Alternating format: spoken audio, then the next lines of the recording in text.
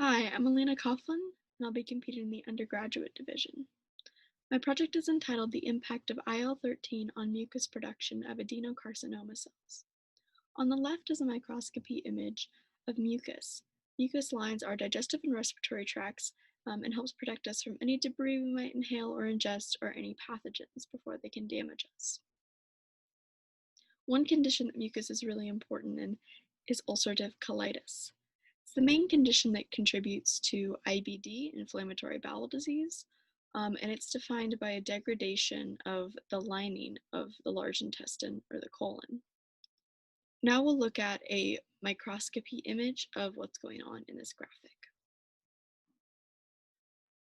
So the blue represents the intestinal lining, our cells, and the red represents bacteria. It's important to note that this bacteria, even in the normal person, is not part of an abnormal infection. It's actually the bacteria that help us with our digestive process, the bacteria that you get from taking probiotic supplements, eating yogurt, or fermented foods. So we want these bacteria here. On the normal side, we can see a black layer separating the bacteria from the intestinal lining. This is the layer of protective mucus. So we can see in the person with colitis, this layer is pretty much gone, and it's allowed the bacteria to infiltrate our cells. This causes a severe immune response, which is what most of the treatments for ulcerative colitis currently address, this immune response, but it doesn't address the root issue of the lack of mucus layer. It's been observed that intestinal helminth infections, parasitic worms, can lessen the symptoms of IBD, and there's a correlation between countries that have decreasing rates of intestinal parasitic infections and increasing rates of IBD diagnoses. Among the immune responses that occur during a helminth infection, one is the increased production of IL-13. IL-13 contributes to a number of immune responses. The one I'm interested in is goblet cell metaplasia and subsequent mucus hypersecretion. IL-13 binds to receptors on normal epithelial cells, which are the cells that line our respiratory and digestive tracts. This induces them to convert into goblet cells, which are specialized epithelial cells that produce and secrete mucus. It's been observed that those with ulcerative colitis have fewer and or damaged goblet cells, making them less able to create the protective mucus layer.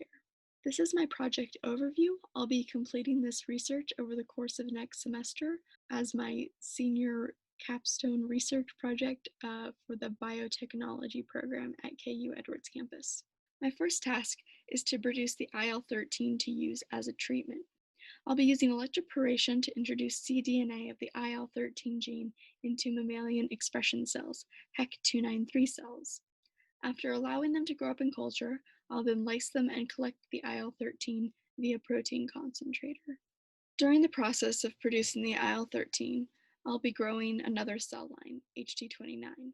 HT29 is a line of colorectal cancer cells. They are known to grow in a monolayer with tight junctions and go through metaplasia to become goblet cells under the right conditions, primarily being grown in non-glucose containing media. These properties of HT29 cells make them ideal when studying the intestinal lining, as they can imitate some tissue functions while in vitro. I will grow the cells on a plastic cover slip in a 6-well plate so that I can remove the cells for staining later on. I will treat the cells with varying concentrations of IL-13 in their media at different time points. I will then remove the cover slips and stain the cells with a technique specific to mucins, the proteins in mucus, called periodic acid shift staining. This will make the mucus and goblet cells, because they contain mucus, dark magenta, while the epithelial cells will be a bluish purple. This will allow me to easily count the number of goblet cells and measure the thickness of the mucus. I'll then compare this to controls to determine the effect of IL-13 on the mucus production of the cells. The applications of this research would be to identify a possible new method of treating ulcerative colitis. The topic of this year's One Health event is biosensors.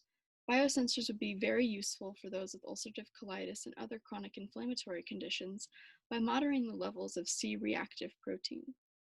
Currently, routine blood work is required to monitor these levels. However, a biosensor that patients could use at home would allow them and their doctor to see their levels of inflammation more often and more conveniently. Thank you for your time and allowing me this opportunity to share my work.